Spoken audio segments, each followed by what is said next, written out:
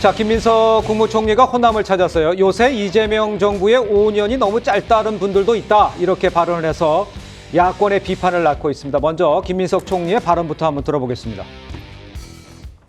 최근 우리 모두가 걱정하는 환율 문제가 남아있고 특히 수도권에 있어서의 문제가 있는 부동산 문제 등이 있지만, 그러나 누구도 부인할 수 없는 것은 전체적인 경제에 있어서의 큰 흐름은 반등되기 시작했다.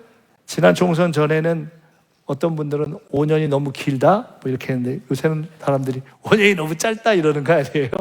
이재명 대통령과 함께 참으로 열심히 하겠습니다. 총리의 인식이 국민 다수의 체감과 정면으로 어긋나 있다는 점입니다. 오히려 국민들 사이에서는 임기가 아직 4년 6개월이나 남아있다는 게 걱정이라는 목소리가 많습니다.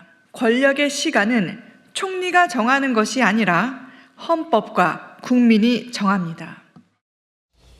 자, 김민석 총리가요, 이재명 정부의 5년이 너무 짧다 이렇게 하는 분들도 있다 이렇게 하자 오늘 국민의힘이 이제 강하게 반발하는 모양새가 연출이 됐는데, 화면을 좀 보시면서 제가 설명해 올리도록 하겠습니다.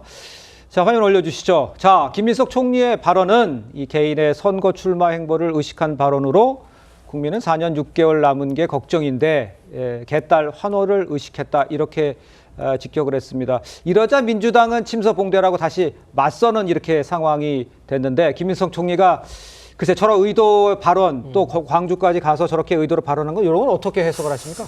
이재명 대통령에 대한 아부빙자 자기 정치 아니겠습니까? 네. 뭐 거기다가 이제 개헌까지 이재명 대통령에 대한 중인 개헌 이런 것까지도 포석이 됐다라고 미뤄 짐작할 수 있을 것 같은데, 네. 말씀하신 것처럼 이분은 서울시장에 한때 관심이 있어서 서울시와 관련되는 뭐가 있다고 하면 거기에 감나라 배나라 하더니만 이제는 또 호남을 찾아가는 이런 모습, 과연 이분이 국무총리인 것인지 아니면은 지금 다른 정치에 관심이 있는 것인지에 대해서 국민들은 의문을 제기하지 않을 수 없는 것 아니겠습니까? 예. 실제로 지금 서울시장에 대한 꿈을 약간 접고 결국 내년에 있어서에 있을 어떻게 보면 민주당 당 대권을 노리는 이런 부분에 대해서 지금 포커스가 두고 있다라는 시각에서 보면은 너무나 명확한 것 아니겠습니까?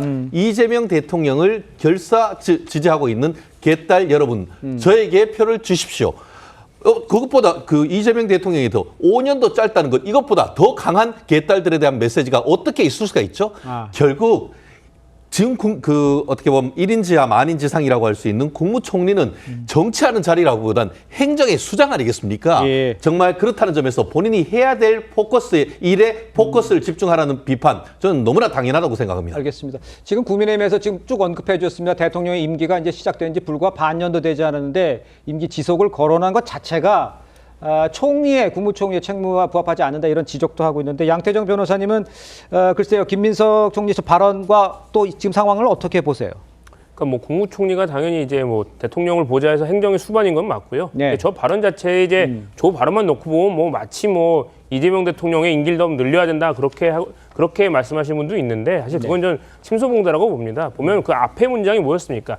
전 정부는 이제 뭐 5년이 너무 길다고 했는데 지금은 이제 지금 정부는 다르다. 그러니까 전 정부와 대비해서 지금 이재명 정부의 이제 홍보라든가 이재명 정부가 잘하고 있다는 그런 입장으로 봐야지, 저걸 뭐 마치 무슨 대통령 임기를 뭐 중임이나 연임으로 개헌한다고까지 그렇게 확대 해석하는 거는 맞지 않다고 보고요. 예. 아니, 어제까지랑 뭐 국무총리가 지금 이제 대통령과 같이 이제 발을 맞춰서 이제 국정 홍보, 이제 국민들에게 공개하는 국정 홍보라든가 국정 설명회를 하고 있는 과정에서 지금 정부가 이런 역할을 하고 있다는 걸 알리기 위한 과정에서 나온 말이지, 그걸 뭐 정치적인 의도로 이렇게 확대 해석하는 것은 아니라고 봅니다. 알겠습니다. 아니 제가 10초만 얘기해도 돼요? 네.